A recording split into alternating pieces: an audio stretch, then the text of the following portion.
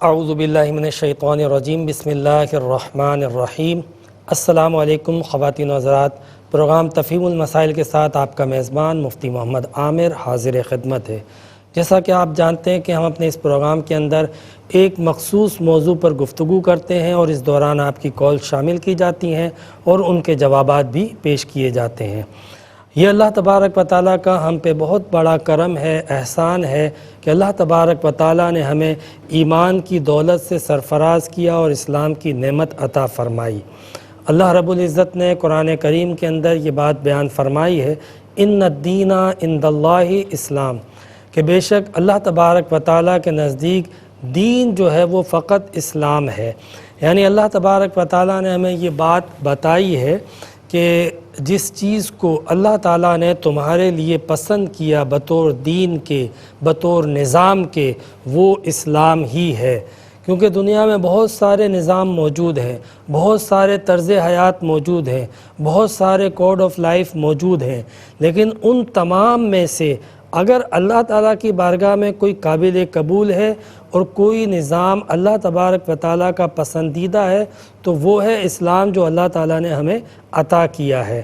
یعنی اسلام ایک مکمل ضابطۂ حیات ہے، اسلام ایک مکمل نظام حیات ہے۔ کوئی یہ سمجھتا ہے کہ اسلام جو ہے وہ مجرد کسی عقیدے کا نام ہے کہ ان چیزوں کو مان لیا تو آپ مسلمان کہلائے، تو ایسا نہیں ہے کہ مجرد کسی عقیدے کا نام ہے، بلکہ اسلام جو ہے وہ سربستہ عقیدے کے بجائے باقاعدہ ایک نظام حیات کا نام، ایک نظام عمل کا نام ہے کہ جس کو آپ اپنائیں، جس کو آپ اختیار کریں، جس پر آپ عمل پیرا ہوں، یہ ہے اسلام۔ یعنی محض عقیدہ کافی نہیں ہے، بلکہ عقیدے کے ساتھ ساتھ اسلام کے آگے، اسلام کی تمام احکامات کے آگے، تمام تعلیمات کے آگے سر تسلیم خم کرنا، ان کو اڈاپٹ کرنا، ان کو اپنانا، یہ بھی ضروری ہے۔ اسی طرح اسلام کو محض جو ہے وہ کوئی ایک فلسفہ تصور کر لینا کہ جس میں کیل و کال کیا جائے، بحث و مباحثہ کیا جائے، ڈیبیٹ کیے جائیں، باقی اس کا عمل سے کوئی تعلق نہ ہو، تو ایسا نہیں ہے۔ جیسا کہ آج کل ہم دیکھتے ہیں کہ بحث و مباحثے کے لیے تو اسلام کو یقیناً ڈسکس کیا جاتا ہے، لیکن میدان عمل میں بالکل خالی ہے۔ عمل کے لیے اسلام کو اپنانا اور عمل کے لیے اسلام کو اختیار کرنا، اس کی تو بات ہی نہیں ہوتی ہے۔ ہاں، ڈیبیٹ کے لیے ہمارے پاس وقت ہے، اسلام میں یہ کیوں نہیں ہے، اسلام میں وہ کیوں نہیں ہے، اسلام ایسے کیوں کہتا ہے، اسلام میں یہ بات ہے، اسلام میں یہ بات ہے، یہ ساری ڈیبیٹ کرتے رہتے ہیں، لیکن جہاں پر بات آتی ہے عمل کی تو وہ میدان خالی نظر آتا ہے۔ تو محض اس کو فلسفہ سمجھ لینا، مجرد عقیدہ سمجھ لینا، یا پھر جیسا کہ بعض لوگ اسلام کو مطلب یہ کہ ہم مسلمان کے گھر پیدا ہوئے ہیں، تو اسلام کسی خاندان کا نام بھی نہیں ہے کہ آپ فلاں خاندان میں پیدا ہوئے تو مسلمان کہلائے، بلکہ اسلام جو ہے وہ ایک چونکہ باقاعدہ نظام عمل کا نام ہے، تو جب تک اسلام کی ساری علامات اور اسلام کی ساری نشانیاں، اسلام کی ساری ہدایات، اسلام کے سارے ارکان اختیار نہیں کر لیتے ہیں، تب تک مسلمان کامل نہیں تصور کیے جا سکتے۔ تو یہ سمجھنا کہ اسلام کو محض عقیدہ سمجھ لیا جائے، یہ بات میں اس لیے بھی کہہ رہا ہوں کہ دیکھیں اسلام کے بہتر ہونے میں، افضل ہونے میں، پسندیدہ ہونے میں تو کوئی شک ہی نہیں، بلکہ اللہ نے تو یہ بھی فرمایا نا کہ وَمَن يَبْتَغِ غَيْرَ الْإِسْلَامَ دِينًا وَمَن يَبْتَغِ غَيْرَ الْإِسْلَامِ دِينًا فَلَن يُقْبَلَ مِنْهُ، کہ اگر کوئی اسلام کے بجائے کوئی اور دین، کوئی اور نظام حیات اللہ تعالیٰ کی بارگاہ میں پیش کرتا ہے تو اللہ تبارک و تعالیٰ فرماتا ہے کہ اسے قبول نہیں کیا جائے گا۔ تو پسندیدہ اسلام ہی ہے، اس میں کوئی شک نہیں ہے کہ اسلام سے بہتر کوئی نہیں، لیکن یہ کہ مسلمان تب ہی پسندیدہ ہوگا جب اسلام کو اپنے اوپر نافذ کرے گا۔ انشاءاللہ اس پر گفتگو کرتے ہیں، پہلے ایک کالر کو شامل کرتے ہیں۔ السلام علیکم۔ السلام علیکم مفتی صاحب۔ وعلیکم السلام۔ خیریت سے مفتی صاحب؟ آپ کی دعا، اللہ کا شکر، فرمائیں۔ جی میرا پہلا سوال یہ ہے کہ اگر کوئی شخص بیوی کو 3 طلاقیں دے دیتا ہے تو کیا حلالہ کروانا درست ہے؟ اور دوسرا سوال؟ جیسے کہ بیمار کی عیادت کرنا سنت ہے، اسی طرح کوئی اگر کرونا کا مریض ہو تو پھر اس کی کیسے عیادت کی جائے؟ ٹھیک ہے، انشاءاللہ میں عرض کرتا ہوں، ایک مزید کالر کو شامل کرتے ہیں۔ السلام علیکم۔ وعلیکم السلام ورحمۃ اللہ وبرکاتہ۔ جی فرمائیے میری بہن۔ جی میرا کوشچن یہ ہے کہ ہم صلاۃ و تسبیح پڑھتے ہیں جمعے والے دن، ماشاء تو اللہ۔ معلمہ پڑھاتی ہیں نا، تو کچھ بچیاں بھی ہوتی ہیں جن کو نہیں آتی ہوتی، یا عورتیں جن کو نہیں آتی، تو وہ اونچی آواز میں پڑھاتی ہیں، تو یہ ظہر کی نماز ہوتی ہے، تو کیا اس میں وہ گناہگار تو نہیں ہوتا بندہ؟ یہ ساری خواتین مل کے پڑھتی ہیں؟ جی جی ساری خواتین مل کے پڑھتی ہیں۔ ٹھیک ہے، میں انشاءاللہ عرض کرتا ہوں۔ جہر ہو جاتا ہے نا، زور سے جی پڑھتی جی بالکل میں عرض کرتا ہوں انشاءاللہ۔ تو میں عرض کر رہا تھا اسلام کے حوالے سے کہ اس میں کوئی شک نہیں کہ اسلام جو ہے وہ ایک پسندیدہ ترین دین ہے۔ اسلام کے اصول، اسلام کے سارے احکامات، اسلام کی ساری تعلیمات چونکہ ریویلڈ نالج ہے، اللہ تبارک و تعالیٰ کی طرف سے عطا ہے، اس ذات کی طرف سے اسلام کے قوانین عطا ہوئے ہیں جو ذات اس کائنات کی خالق ہے اور انسانوں کی خالق ہے، اس لیے وہ سب سے بہتر سمجھتی ہے، اللہ تعالیٰ سب سے بہتر جانتا ہے کہ انسانوں کے لیے کیا چیز سب سے زیادہ فائدہ مند ہے۔ تو اسلام کا افضل ہونا یہ ایک بات ہے، مسلمان کا افضل ہونا یہ دوسری بات ہے۔ اسلام سے وابستگی بلا شبہ ایک بہت بڑی نعمت اور ایک بہت بڑی سعادت ہے، لیکن اس سے بڑی اور ضروری سعادت یہ ہے کہ اسلام سے اگر وابستہ ہوں تو اسلام کو پوری طرح اپنائیں، اسلام کو بدنام نہ کریں کہ کہنے کو مسلمان ہوں لیکن عمل میں آپ ہر چیز اسلام کے خلاف کرتے ہوں، تو پتہ چلے گا کہ اسلام ہمارے عمل کو دیکھ کے، مسلمان کے کردار کو دیکھ کے کوئی اسلام کی طرف انگلی نہ اٹھائے کہ وہ دین کے جو اللہ تعالیٰ کا پسندیدہ ہے، وہ دین کے سب سے بہتر اور اعلیٰ ہے، اس دین کو کوئی برا نہ کہے اس وجہ سے کہ مسلمان کو دیکھ کے، مسلمان کو کردار کو دیکھ کے۔ تو یہ دو چیزیں الگ الگ ہیں۔ مسلمان تب کامل مسلمان بنتا ہے جب مکمل طور پہ اسلام کے احکامات کو، تعلیمات کو، ہدایات کو اپناتا ہے۔ اسلام جن چیزوں کی تعلیم دیتا ہے ان سب کو اپنانا اصل میں مسلمانی ہے اور اصل میں اسلام ہے۔ تو محض یہ تصور کرنا کہ میں تو مسلمان کے گھر پیدا ہوا ہوں یہ بہت بڑی سعادت ہے، لیکن یہ کافی نہیں ہے۔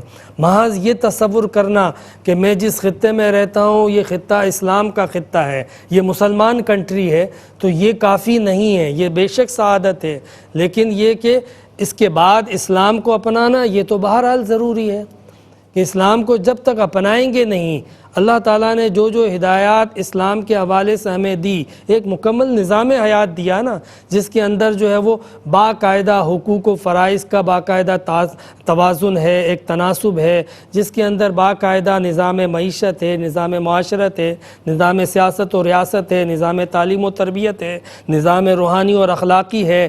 تو یہ جو اسلام نے جو معیشت کا نظام دیا، حلال و حرام کا جو تصور دیا، روحانیت اور اخلاقیات کا جو تصور دیا، جو اقدار ہمیں عطا کی معاشرتی اور اخلاقی، ان کو جب تک اپنایا نہ جائے بالکل اسی طرح جس طرح کے اسلام نے ہمیں دی اور جس طرح پیغمبر اسلام نبی اکرم صلی اللہ علیہ وسلم نے ہمیں عطا کی، ان کو نہ اپنایا جائے تو پھر کس طریقے سے ممکن ہے کہ ہم کہیں کہ ہم مسلمان ہیں اور کامل مسلمان ہیں؟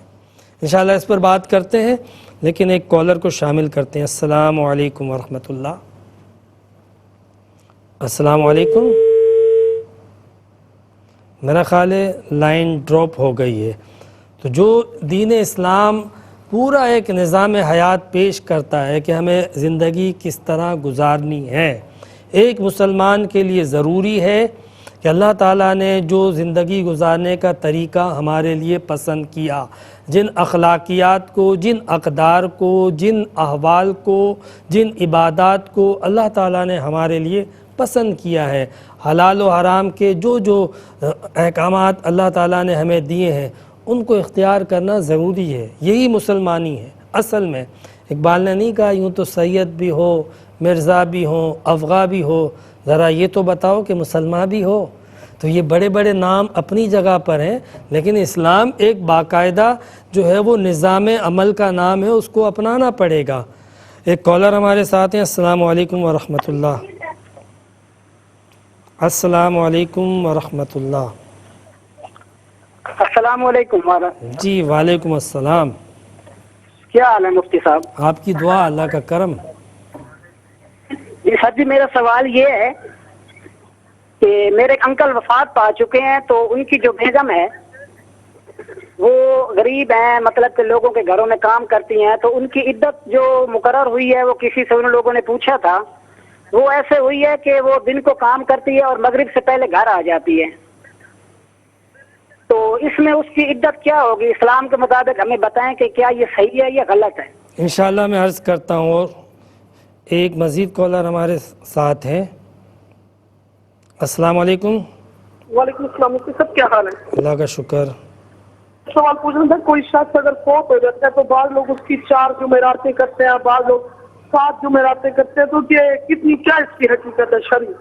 اور دوسرا یہ سوال پوچھنا تھا، بعض لوگ چہلم وغیرہ کرتے ہیں نا، چہلم، جی کوئی کہتا ہے کہ ہفتے کے دن نہ کرو، کوئی کہتا ہے صبح کے دن میں نہ، ٹائم میں نہ کرو، عصر کے بعد کرو، کوئی کہتا ہے ہفتے کے، کیا ہے اس کی حقیقت ہے؟ ٹھیک ہے، میں عرض کرتا ہوں. انشاءاللہ گفتگو چل رہی تھی دین اسلام کے حوالے سے. اسلام کو اللہ تبارک و تعالیٰ نے ہمیں دیا ہے، اور اسلام کا منبع اور ماخذ کیا ہے؟ قرآن ہے. یعنی اگر ہم قرآن پڑھتے ہیں تو قرآن ہمیں بتاتا ہے حلال و حرام کے کیا تصورات ہیں، کیا نقصانات ہیں، کیا فوائد ہیں، حلال کے فوائد، حرام کے نقصانات. قرآن ہمیں بتاتا ہے اخلاقی اقدار کیا ہوتی ہیں، کن کن چیزوں کو، اقدار کو اختیار کرنا چاہیے، اور کن کن اخلاقیات کو ترک کرنا چاہیے جو غیر اخلاقی اور بد اخلاقی میں شمار ہوتے ہیں. انشاءاللہ اس پر گفتگو کریں گے. ایک کالر ہمارے ساتھ ہیں. السلام علیکم. وعلیکم السلام ورحمۃ اللہ. مجھے توفیق کر رہا ہوں لاہور سے. جی فرمائیے. اس وقت جو ہم روزانہ حدیث پڑھتے ہیں کہ جہاں وبا ہے وہاں جاؤ نہیں، اور جو لوگ وبا میں گرے ہوئے وہاں سے نکلے نہیں. کیونکہ موجودہ صورتحال ہے، یہ پوری دنیا کو وبا نے لپیٹ میں لے رکھا ہے. اس حدیث کا اطلاق کس طرح ہوتا ہے، یہ ذرا ارشاد فرمائیے. میں عرض کرتا ہوں. انشاءاللہ ایک مزید کالر ہے. السلام علیکم. وعلیکم السلام مفتی صاحب، السلام علیکم. جی فرمائیے. پوچھنا یہ ہے کہ ظہر اثر کی جو واجب الاعادہ نمازوں میں ظہر کی کتنی رکعتیں پڑھنی ہوں گی، اور اثر کی کیا غیر موقدہ بھی پڑھنی ہوں گی؟ میں عرض کرتا ہوں. انشاءاللہ واجب الاعادہ پوچھا نا آپ نے؟ جی واجب الاعادہ. ٹھیک ہے. اور مفتی صاحب یہ موبائل میں جو مختلف پیکیجز ہوتے ہیں وہ کروانا جائز ہے؟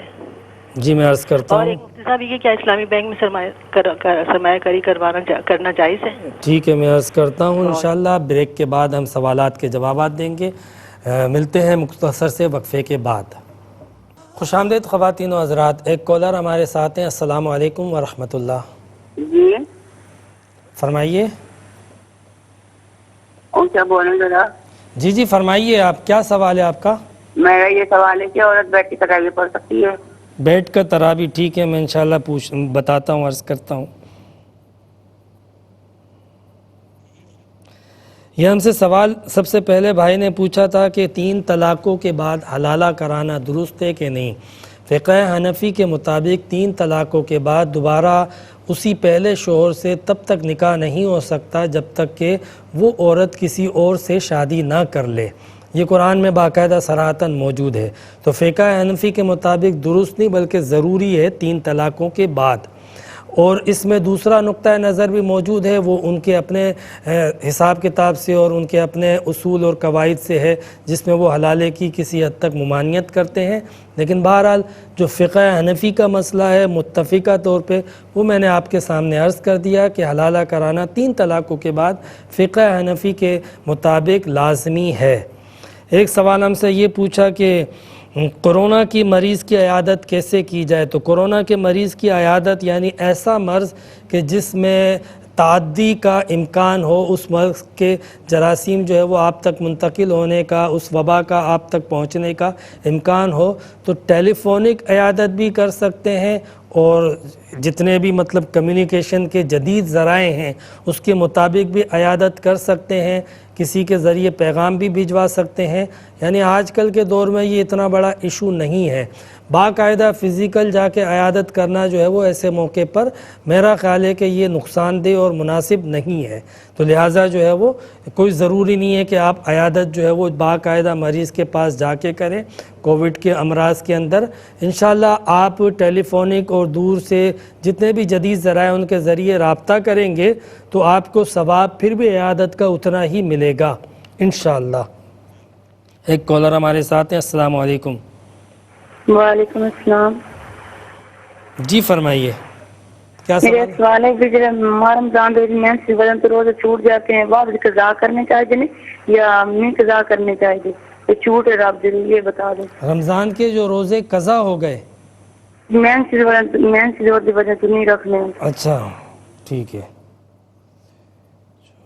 میں انشاءاللہ عرض کرتا ہوں۔ کالر ٹھیک ہے، ایک سوال ہم سے یہ پوچھا بہن نے کہ صلاۃ التسبیح جو ہے وہ ہم خواتین مل کے پڑھتی ہیں، تو پڑھانے والی جو ہے وہ اونچی آواز سے پڑھاتی ہیں، اس کی وجہ یہ ہوتی ہے کہ بہت ساری خواتین کو آتا نہیں ہے پڑھنا صلاۃ التسبیح۔ ظاہر سی بات ہے صلاۃ التسبیح عام نمازوں سے تھوڑی طویل اور تھوڑی مختلف ہے اور تھوڑی مشکل بھی ہے، تو اس کو ہر کوئی آسانی سے پرفارم نہیں کر پاتا ہے۔ یہ جو طریقہ میری بہن نے بتایا ہے اگر سیکھنے کی حد تک ہے تو اس میں کوئی حرج نہیں ہے، اس کو رائج کیا جائے تاکہ ہر کوئی جو ہے وہ بآواز بلند سنے اور اس کو سیکھتا رہے، یاد کرتا رہے، پھر وہ تنہائی میں پڑھے۔ گویا کہ یہ ایک سیکھنے کا پروسیس تصور کیا جائے، اور جب سیکھ جائیں تو پھر آپ تنہا پڑھا کریں، کیونکہ نفل میں افضل اور ترجیح یہ ہے کہ آپ اس کو تنہائی میں پڑھیں، اکیلے پڑھیں، اور جب تنہائی میں پڑھیں گے نفل نماز پڑھیں گے تو اس کو جہری پڑھنے کے بجائے سری پڑھیں، یعنی بآواز بلند تلاوت کرنے کے بجائے، وظائف پڑھنے کے بجائے آہستہ آواز کے اندر آپ پڑھیں، یہ افضل ہے، بہتر ہے۔ لیکن جو صورت میری بہن نے ذکر کی ہے ایسی صورت میں سیکھنے کی حد تک کوئی حرج نہیں ہے، بالکل اس کو جاری رکھیں تاکہ جن کو نہیں آتی وہ سیکھ لیں، اور جب سیکھ لیں تو پھر وہ علیحدہ پڑھیں، اس کو بس معمول نہ بنائیں۔ ایک سوال ہم سے یہ پوچھا گیا کہ انکل کا انتقال ہو گیا، ان کی زوجہ جو ہے وہ بہت غریب ہیں اور وہ کام کاج وغیرہ بھی کرتی ہیں، تو ان کی عدت کا کیا حکم ہے؟ بھائی نے یہ بھی بتایا کہ وہ کام وغیرہ پہ اپنی جاتی ہیں اور مغرب سے پہلے پہلے گھر آ جاتی ہیں۔ ہاں تو بالکل ٹھیک ہے، کیونکہ کوئی اور کمانے والا نہیں ہے اور ذمہ داری معاشی ان کے اوپر ہے، تو ان کو یہ رعایت ہے۔ گویا کہ وہ عدت کے دوران جو ہے وہ کوشش یہ کریں کہ اندھیرے سے پہلے پہلے آ جائیں۔ دوسری بات یہ ہے کہ وہ جب جائیں تو غیر ضروری طور پہ کسی سے کلام کرنا، گفتگو کرنا، ہنسنا، یہ ساری چیزیں جو ہے وہ عدت کے منافی ہوتی ہیں، تو اس سے اجتناب کریں۔ باقی جو کام سے متعلق جو باتیں ہیں، جو بھی ایکسرسائز ہے وہ ضرور کریں۔ دوسرا یہ کہ سجنا، سنورنا، زیب و زیبائش یہ عدت میں منع ہوتا ہے، تو اس سے بھی آپ بالکل اجتناب کریں، ڈیوٹی پہ جاتے ہوئے بھی، کام کاج پہ جاتے ہوئے بھی۔ جتنی ضرورت ہے بقدر ضرورت آپ کسی سے بات کریں، ملیں، اس میں کوئی حرج نہیں ہے۔ انشاءاللہ آپ کی عدت اللہ تبارک و تعالیٰ کی بارگاہ میں قبول ہوگی۔ ایک سوال ہم سے ایک کالر ہمارے ساتھ ہیں۔ السلام علیکم ورحمۃ اللہ۔ وعلیکم السلام۔ جی میرا فرمائیے۔ سوال یہ آج کل آن لائن ایپس آ رہی ہیں فرینڈلی ارننگ کے لیے نا، ذرا رک کے، آن لائن ایپس آئی ہیں؟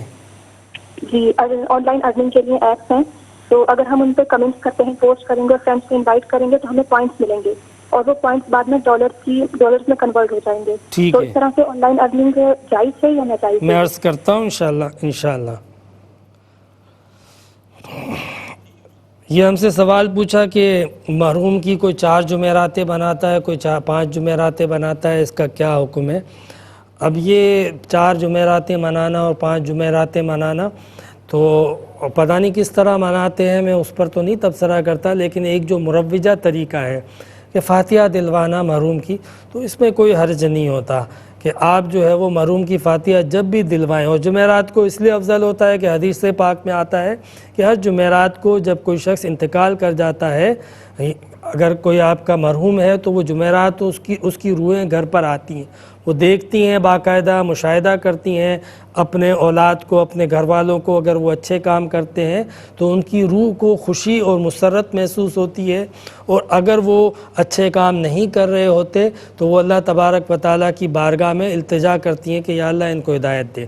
تو بہرحال جمعرات کو اس وجہ سے کرنا، ان کے لیے فاتحہ کا اہتمام، یہ ایک اچھی اور مستحسن بات ہے۔ اس کو فرض یا واجب بھی نہ سمجھا جائے اور اس کو 4 یا 5 یا 3 یا 2 جمعرات تک موقوف نہ کیا جائے، متعین نہ کیا جائے۔ آپ کو جب جمعرات کو کرنا ہو زندگی بھر تو بے شک آپ کریں، اس میں 4-5 کی کوئی قید نہیں ہے۔ ایک سوال ہم سے یہ پوچھا ہے کہ چہلم کسی نے کہا صبح کو نہ کرو، کسی نے کہا شام کو نہ کرو، کسی نے کہا ہفتے کو نہ کرو، کسی نے کہا اتوار کو۔ تو ظاہر سی بات ہے ہر ایک کے اپنے اپنے مسائل ہیں، تو وہ اپنے اپنے مسائل کے اعتبار سے کہتے ہیں۔ چہلم کا آپ کو کہا کس نے ہے کہ آپ لازمی کرو؟ بھئی چہلم ایک اچھا عمل ہے، آپ کر سکتے ہیں تو کریں، اور جس وقت کر سکتے ہیں۔ چہلم میں قرآن خوانی کرتے ہیں، مرحوم کو ایصال ثواب کرتے ہیں، یہی مقصد ہوتا ہے نا۔ تو اس کے لیے کوئی وقت یا دن کی پابندی متعین نہیں ہے کہ آپ جو ہے وہ فلاں دن یا فلاں وقت کرو اور اس دن اور اس وقت نہ کرو، ایسا کچھ بھی نہیں ہے۔ دیکھو اللہ تبارک و تعالیٰ نے فرائض کے لیے وقت متعین کر دیا، دن متعین کر دیا، لیکن اب یہ جتنی بھی نفلی عبادتیں ہیں، جائز عبادتیں ہیں، مستحب عبادتیں ہیں، ان کے لیے وقت کا، دن کا، اوقات کا، لمحات کا تعین کرنا یہ کوئی مناسب نہیں ہے۔ آپ کو جب وقت ملتا ہے لازمی آپ جو ہے وہ صبح کو کریں، شام کو کریں، رات کو کریں، ہفتے کو کریں، اتوار کو کریں، پیر کو کریں، جس دن چاہے کریں، جس وقت چاہے کریں، اس میں کوئی حرج نہیں ہے۔ چہلم دراصل یہ ایک نام ہوتا ہے 40ویں دن کی وجہ سے، دراصل تمام لوگوں کو جمع کیا جاتا ہے مرحوم کی یاد میں، کیونکہ اس سے ایک تعلق ہوتا ہے۔ اور دوسرا یہ کہ ایک جو اسلامی طریقہ ہے کہ اپنے مرحومین کو کچھ قرآن پڑھ کے، فاتحہ پڑھنا، ایصال ثواب کرنا، مرحوم کے لیے دعائے مغفرت کرنا، جو ہمیشہ کرنی چاہیے، 40ویں دن کے بعد چھوڑ نہیں دینا چاہیے، بلکہ ہمیشہ کرنی چاہیے۔ 40ویں کا اگر یہ مقصد ہے کہ بس اس کے بعد کچھ نہیں کرنا تو یہ غلط تصور ہے، بلکہ آپ نے مرحوم کے لیے دعائے مغفرت ہمیشہ کرنی ہے، اس کو کنٹینیو رکھنا ہے، اور آپ کریں گے تو بعد میں آپ کی اولاد بھی اسی طرح کرے گی۔ انشاءاللہ اس اگلے کالرز کے جوابات بھی دیں گے، لیکن پہلے ایک کالر کو شامل کرتے ہیں۔ السلام علیکم ورحمۃ اللہ۔ السلام علیکم، جی فرمائیے۔ وعلیکم السلام ورحمۃ اللہ وبرکاتہ۔ جی فرمائیے۔ جناب میرا سوال یہ ہے کہ یہ جو گورنمنٹ نے ایک اسکیم رکھی ہے پینشنر لوگوں کے لیے، پینشنر بینیفٹ اسکیم، کیا اس میں ہم جو پیسہ رکھیں گے یہ عمرے میں آئے گی اس کا؟ پھر سے بتائیے گا۔ یہ پینشنر بینیفٹ اسکیم ہے گورنمنٹ نے چلائی ہے، مجھے پہلا لفظ سمجھ میں نہیں آ رہا، آواز لاؤڈ۔ یہ گورنمنٹ نے اسکیم چلائی اوکے۔ ہے پینشنر بینیفٹ اسکیم۔ میں انشاءاللہ عرض کرتا ہوں انشاءاللہ۔ السلام علیکم۔ وعلیکم السلام۔ جی فرمائیے۔ یہ وہ عطیات جو بیٹھ کر پڑھتے ہیں تو اشہد ان لا الہ کے ساتھ انگلی جو کھڑی کرتے ہیں، ایک آدمی جو ہے وہ نہیں اٹھاتا، اس کے بارے میں پوچھنا تھا۔ اچھا، آپ کو دنیا میں اتنے سارے ماشاءاللہ مسائل ہیں، اس کی زیادہ فکر ہے کہ وہ انگلی کیوں نہیں اٹھاتا۔ انشاءاللہ میں عرض کرتا ہوں۔ السلام علیکم۔ انشاءاللہ بریک لیتے ہیں اور ملتے ہیں ایک مختصر سے وقفے کے بعد۔ السلام علیکم خواتین و حضرات، ایک کالر ہمارے ساتھ ہیں۔ السلام علیکم ورحمۃ اللہ۔ وعلیکم السلام۔ جی بھائی، میرا سوال یہ ہے کہ ہم کسی کے لیے دعا کرتے ہیں زندگی میں، تو وہ سپوز قبول نہیں ہوتی، تو آخرت میں وہ دعا جو ہے وہ ہمارے حق میں قبول ہوگی کہ ان کے حق میں قبول ہوگی؟ انشاءاللہ میں عرض کرتا ہوں۔ یہ ہم سے ایک سوال پوچھا تھا کہ وباؤں کے حوالے سے جو آتا ہے کہ جہاں ہو وہاں سے نکلو نہیں، اور اگر بالفرض جو ہے وہ کہیں اور وبا ہے تو ادھر جاؤ نہیں، تو یہ بالکل حدیث میں ایسے ہی آیا ہے کہ اگر آپ کسی وبا زدہ علاقے میں ہیں، وہاں سے آپ اگر نکلتے ہیں تو آپ کی وجہ سے وہ وبا پھیل سکتی ہے۔ دوسرا یہ کہ اگر کسی جگہ پر ہے، اگر آپ وہاں پہ جائیں گے تو آپ تک پہنچ سکتی ہے، تو اس لیے یہ ایک عقلی طور پہ بھی سمجھ میں آتی ہے۔ نبی کریم علیہ السلام نے جب فرمایا ہے تو یہ سب سے مطلب ہمارے لیے عمدہ اور اعلیٰ ترین حکم ہے۔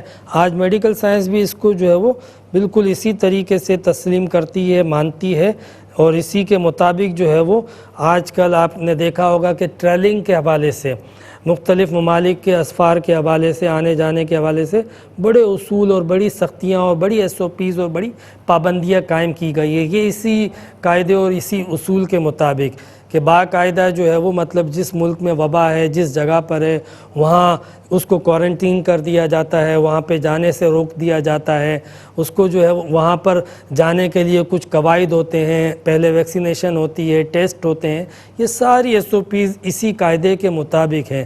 تو میں سمجھتا ہوں کہ اگر کسی مرض کے متعلق اس طریقے کی جو فکر آج دنیا میں پائی جاتی ہے یہ اگر احتیاط کرتے ہیں تو بہت اچھی بات ہے. میں ساتھ میں ایک اور بات کہوں کہ جس طرح ہم کرونا کے ڈر سے اتنی احتیاط اور انتظام کرتے ہیں, اللہ کرے کہ اس قوم کو, اس دنیا کو, انسانیت کو ہر طرح کی فکر لاحق ہو اور ہر معاملے میں اسی طرح کے اہتمام کریں کہ جو آج ہم انسانیت تباہ ہو رہی ہے صرف کووڈ سے نہیں ہو رہی اور بہت ساری چیزیں ہیں, اس معاملے میں بھی ہمیں احتیاط کرنی چاہیے, روک تھام کرنی چاہیے. یہ بہت اچھی بات ہے کہ احتیاط کی جاتی ہے. ایک سوال ہم سے یہ پوچھا کہ ظہر اور عصر کی نماز اگر واجب الاعادہ ہو تو ہمیں جو ہے وہ کتنی رکعتیں پڑھنی چاہیے؟ دیکھیں پہلے یاد رکھیں کہ جو نماز واجب الاعادہ ہے تو اسی کو ہی ہمیں جو ہے وہ پڑھنی چاہیے. مثال کے طور پہ فرض میں آپ نے کوئی کمی کر دی تھی, کسی واجب کو ترک کر دیا تھا اور سجدہ سہو بھی نہ کیا تھا, تو اب وہ نماز آپ کے اوپر واجب الاعادہ ہو گئی, تو آپ نے وہی نماز جو ہے وہ آپ کو دوبارہ لوٹانی ہے. اس کے بعد اگر سنتیں آپ نے پوری پڑھی تھی, درست پڑھی تھی, اس میں کوئی غلطی نہیں کی تھی, تو آپ کو سنتوں کو دوبارہ سے لوٹانے کی ضرورت نہیں ہوتی ہے. اور یاد رکھیں کہ واجب الاعادہ کا مطلب یہ ہوتا ہے, لوگ کم جانتے ہیں, کہ آپ نے کوئی نماز ادا کی, اس میں تھوڑی سی کمی رہ گئی تو نماز ادا ہو گئی. اب آپ جب بھی اس کو واجب الاعادہ کریں گے تو وہ آپ کی قضا نہیں کہلائے گی, کیونکہ ادا تو پہلے ہو گئی تھی, صرف اعادہ کے ذریعے اس کمی کو آپ نے پورا کر دیا. تو اس کمی کو پورا کرنے کے لیے وہی نماز لوٹائی جائے گی جس میں کمی رہ گئی تھی. ایک سوال ہم سے یہ بھی پوچھا ہے کہ موبائل میں جو مختلف قسم کے پیکیجز آتے ہیں تو کیا وہ کرنا درست ہے؟ عام طور پہ جتنے پیکیج آتے ہیں اس میں تو مجھے کوئی حرج نظر نہیں آتا. کوئی ایسا پیکیج یا موبائل کے نام پہ کچھ اور چیزیں بھی اگر انکلوڈ ہوں, اسپیسیفک آپ ذکر کریں تو اس پہ گفتگو کی جا سکتی ہے. نارملی جو موبائل کے جو پیکیج آتے ہیں اس میں کوئی حرج نہیں ہوتا ہے, وہ کر سکتے ہیں. بہن نے پوچھا اسلامک بینکنگ میں سرمایہ کاری کرنے کا کیا حکم ہے؟ تو دیکھیں اسلامک بینکنگ کے حوالے سے عام تاثر تو یہ ہے کہ باقاعدہ ایک علماء کا بورڈ ہوتا ہے اور وہ باقاعدہ آپ کو شیورٹی دیتے ہیں کہ یہ اسلام کے قواعد کے مطابق ہے. تو اگر آپ مطمئن ہو جائیں ان سے تو پھر کوئی حرج نہیں ہے. اصل یہ ہوتا ہے دیکھیں کہ سود سے اسلام نے منع کیا ہے, تو اگر اسلامک بینکنگ آپ کو اس چیز سے بالکل دور رکھتی ہے اپنی سرمایہ کاری کے ذریعے تو پھر ٹھیک ہے, اس کو آپ بینکنگ بھی پھر نہیں کہیں گے, بلکہ وہ تو ایک مطلب ایک سرمایہ کاری کا ایک ذریعہ ہو گیا, ایک موڈ آف فائنانس ہو گیا نا. تو اب آپ اس کو بینکنگ تو کہیں گے نہیں, کیونکہ بینکنگ کا ایک الگ مطلب ہوتا ہے, ایک مقصد ہوتا ہے, ایک تصور ہوتا ہے. تو لہٰذا جو ہے وہ اگر سود سے پاک ہے تو کوئی حرج نہیں ہے. یہ آپ کو بہتر وہی لوگ بتائیں گے جو وہاں کے علماء ہوتے ہیں, شریعہ بورڈ ہوتا ہے, وہ آپ کو باقاعدہ بتائیں گے کہ ہم آپ سے اتنے پیسے لیں گے, اس طریقے سے انویسٹ کریں گے اور اس طریقے سے منافع دیں گے. تو اگر آپ کو اطمینان حاصل ہو جاتا ہے کہ ہاں یہ واقعی پیور بزنس ہے تو پھر کوئی حرج نہیں ہے, آپ ان سے تفصیلات حاصل کرنے کے بعد بالکل آپ کر سکتی ہیں. ایک سوال ہم سے یہ پوچھا بہن نے کہ بیٹھ کے تراویح پڑھ سکتی ہیں کہ نہیں؟ ظاہر سی بات ہے کہ نماز, فرض نماز میں جب اجازت ہے بیٹھ کر پڑھنے کی تو پھر تراویح میں کیوں نہیں ہوگی معذور کے لیے, مجبور کے لیے؟ تو اسلام بالکل اجازت دیتا ہے. مگر مجھے یہ حیرت ہے کہ اب کون سی تراویح ہیں؟ تراویح تو رمضان میں. میرا خیال ہے کہ ہمارے لوگ جو ہے وہ رمضان کی بہت ساری چیزیں جو ذہن میں آتی ہیں, چونکہ ابھی رمضان حال میں ختم ہوا ہے, تو وہ تسلی کے لیے پوچھتی ہیں. اور یہ بہت اچھی بات ہے کہ ہم اپنے معمولات کی تسلی حاصل کر لیں, تصدیق حاصل کر لیں, یہ بہت اچھی بات ہے. تو بیٹھ کے تراویح بالکل پڑھ سکتے ہیں. یہ بہن نے پوچھا کہ جو روزے جو وہ مخصوص ایام کی وجہ سے قضا ہو گئے ہیں تو ان کا کیا حکم ہے؟ بالکل ان کو آپ نے رکھنا ہوتا ہے, وہ قضا روزے آپ نے پورے کرنے ہیں. ایک سوال ہم سے یہ پوچھا کہ آن لائن کمانے کے لیے جو مختلف طریقے رائج ہیں تو کیا ارننگ کے وہ طریقے درست ہیں کہ نہیں؟ دیکھیں ایک تو سمپل سا مسئلہ ہے کہ آپ جو بھی جائز کاروبار ہے اس کو اگر آن لائن کرتے ہیں تو کیا کر سکتے ہیں کہ نہیں کر سکتے ہیں؟ بالکل کر سکتے ہیں. تھوڑی سی شرائط جو ہے وہ بڑھ جائیں گی، کیونکہ عام جو فزیکل طور پہ آج جتنی بھی ٹریڈ کرتے ہیں اس میں ایک چیز آپ کے سامنے ہوتی ہے، کلیئرٹی ہوتی ہے. تو آن لائن میں تھوڑا سا دھوکے کا امکان ہوتا ہے، تو شرائط بڑھ جائیں گے اور دونوں طرف سے پوری تسلی ہو تو پھر کوئی حرج نہیں. دوسرا، آج کل آن لائن بہت سارے اور بہت طریقے ہیں، جیسے بہن نے ذکر کیا پوائنٹس ملتے ہیں. بعض لوگ جو ہے وہ یہ ہوتا ہے کہ آپ کو ایڈ پوسٹنگ کا کام دے دیتے ہیں، بعض لوگ آپ کو جو ہے وہ کسی چیز کو، کسی سائٹ کو لائک کرنے کا کام دے دیتے ہیں کہ آپ اس کو لائک کرتے رہیں، آپ کو پوائنٹس ملتے رہیں گے، اور جتنے پوائنٹس ملیں گے تو اتنے پوائنٹس پر آپ کو $1 ملے گا. آپ کے پوائنٹس بڑھتے جائیں گے، ڈالر اور کوئن بڑھتے جائیں گے. اس طرح ارننگ کے بہت سارے طریقے ہوتے ہیں. اس میں ہوتا یہ ہے کہ دیکھا جائے کہ آپ اگر کسی ایڈ کو پوسٹ کر رہے ہیں، کسی بھی سائٹ کو لائک کر رہے ہیں، یا آپ کسی چیز کی، کسی پروڈکٹ کے لیے آرٹیکل لکھ رہے ہیں، تو ان سب چیزوں میں اس سائٹ کو، اس پروڈکٹ کو دیکھا جائے کہ وہ حلال ہے کہ نہیں ہے. تو آپ لائک بھی کر سکتے ہیں، آپ اس کی پوسٹنگ بھی کر سکتے ہیں، آپ اس پہ آرٹیکل بھی لکھ سکتے ہیں. لیکن اگر آپ نے کسی حرام چیز کو لائک کر دیا تو یہ تو ویسے ہی حرام تھا، گناہ تھا، آپ نے اس کو لائک کیا تو پھر اس کی ارننگ بھی جائز نہیں ہوگی. یا آپ نے کسی غلط چیز کے لیے ایڈ پوسٹنگ کی ہے، اس کی پروموشن کی ہے آپ نے، تو وہ بھی حرام ہے. اسی طرح حرام چیز کے لیے آپ نے کوئی آرٹیکل لکھا ہے تو اس سے بھی ارننگ کرنا حرام ہو جائے گی. لیکن حلال چیز کے لیے آپ نے بالفرض لائک کیا ہے تو یہ درست طریقہ ہے. اس میں اگر آپ کو کوئی بالفرض اس بات کے پوائنٹس دیتا ہے اور ان پوائنٹس کی بیہاف پہ آپ کو اگر وہ ڈالرز دیتا ہے تو اس میں کوئی حرج نہیں ہے. ایک سوال ہم سے یہ پوچھا کہ یہ جو پینشنلز بینیفٹس ہوتے ہیں، گورنمنٹ ملازم نے کے لیے باقاعدہ ایک اسکیم ہوتی ہے کہ وہ سرمایہ کاری کر سکتے ہیں. کوئی گورنمنٹ کی طرف سے اسکیم آتی ہے کہ اس میں آپ سرمایہ کاری کریں تو آپ کو یہ پروفٹ ملے گا. حکومت کی طرف سے ہے تو پھر درست ہے کہ حکومت اپنے ورکر کو فیسیلیٹیٹ کرنے کے لیے وہ ان کے ورکرز کو باقاعدہ پینشن بھی دیتی ہے اور اس کو کہیں انویسٹمنٹ کر کے ریاستی امور میں اور اپنی ضروریات میں خرچ کر کے پھر آپ کو بینیفٹ دیتی ہے. تو یہ اگر بالفرض حکومت کی طرف سے نہیں ہے بلکہ یہ ادارے کی طرف سے کسی جوائنٹ وینچر پرائیویٹ کمپنی نے آپ کے ساتھ، گورنمنٹ کے ساتھ کوئی معاہدہ کیا ہے اور ان اماؤنٹ کو جو ملازم ہوتے ہیں گورنمنٹ کو، اس کو وہ پرائیویٹ کمپنی یوٹیلائز کرتی ہے اور اس کا بینیفٹ دیتی ہے، تو پھر یہ ایک ہی صورت ہے کہ اگر گورنمنٹ نے لازم کیا ہے تو آپ مجبور ہیں. لیکن لازم نہیں کیا تو اس طریقے سے کوئی جوائنٹ وینچر کمپنی کے ساتھ بھی اس طرح کے پینشنلز بینیفٹس لینا جائز نہیں ہوتا. اس کی ایک ہی صورت ہو سکتی ہے جب تک کہ گورنمنٹ باقاعدہ یوٹیلائز نہ کرے اس رقم کو اپنے کام میں، ریاست کے کام میں، اور پھر آپ کو اگر کوئی بینیفٹ دیتی ہے تو بے شک حکومت دے سکتی ہے، اس میں کوئی حرج نہیں ہوتا. ایک سوال ہم سے یہ پوچھا کہ انہوں نے دیکھا کہ اتحیات میں ایک شخص انگلی نہیں اٹھاتا تو کیا ہے؟ تو کچھ بھی نہیں ہے، اس کی نماز ہو جائے گی. اٹھاتا ہے تو اچھی بات ہے. بعض لوگوں نے انگلی نہ اٹھانے کا بھی امام محمد نے قول کیا ہے، لیکن بہرحال صحیح مسئلہ یہ ہے کہ انگلی اٹھانی چاہیے اتحیات میں، اور یہ رفع ثوابہ کہلاتا ہے، تو لہٰذا یہ مستحب ہے اور انگلی اٹھانی چاہیے. اگر کوئی اس عمل کو ترک کرتا ہے تو پھر بھی اس کی نماز ہو جاتی ہے، یہ یاد رکھ لیں. دوسری بات یہ ہے کہ آپ اتنی چیزوں کو واچ نہ کیا کریں، چیک نہ کیا کریں. میں آپ سے بھائیوں والا مشورہ ہے کہ لوگوں کو اپنے ذوق کے مطابق عبادت کرنے دیا کریں. کوئی بہت بڑی غلطی ہو تو احسن طریقے سے اس کو بتائیں یا اس کی توجہ دلائیں، لیکن ایسی چھوٹی چھوٹی چیزوں کو اور انداز عبادت کو، یا جس میں مختلف اقوال موجود ہوں، جس میں مختلف فقہ موجود ہوں، تو پھر ان کو اپنے اپنے طریقے سے کرنے دو. ہر ایک اپنے ذوق اور اپنی فقہ اور اپنے فتوے کے مطابق عمل کر رہا ہے اور انشاءاللہ اپنی نیت کے مطابق اجر و ثواب پائے گا. اس طریقے سے عبادت کرنے کے لیے جائیں اور آپ دوسروں کو مانیٹر کریں، آپ کی اپنی عبادت متاثر ہوتی ہے. کہ آپ اللہ کی بارگاہ میں حاضری دینے جاتے ہیں نا، اپنی عبادت کو، اپنی حاضری کو بھرپور کریں، مکمل اور پرفیکٹ کریں. خلوص کے ساتھ عبادت پیش کریں، انشاءاللہ آپ کو ثواب ملے گا۔ چونکہ اب پروگرام کا وقت بھی ختم ہوا، اذان کا وقت بھی ہو رہا ہے، ایک ہی سوال باقی تھا تو انشاءاللہ اگلے ہفتے اس کا جواب دوں گا۔ مختصر یہ کہ ثواب دعا کرنے والے کو بھی ملے گا، اس کو بھی ملے گا جس کے لیے دعا کی جاتی ہے۔ وآخر دعوانا ان الحمدللہ رب العالمین۔